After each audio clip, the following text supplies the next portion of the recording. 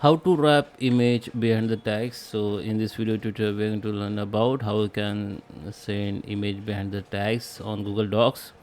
So let's start with the video, guys. Before we start, I request you, if you like this video, hit the like button, subscribe my channel, and don't forget comments below. Okay, so let me open Google Docs.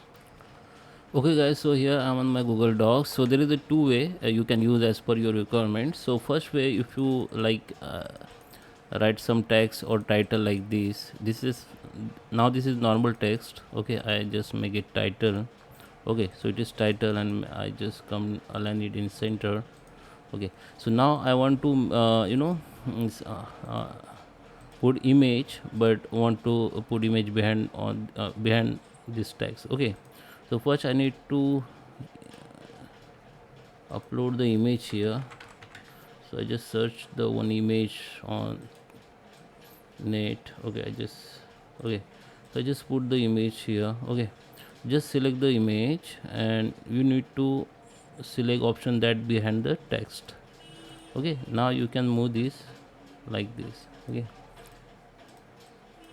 you can take your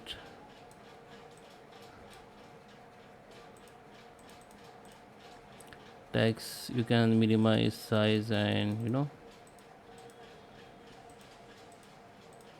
now you can see this image now behind the text. This is for, this is one example you can use. If you want, you can see this text, this image now behind this text. Okay, now if you want to write on image directly, you can use another option, which is the drawing. Just go to the drawing, go to the new, and I just take here one image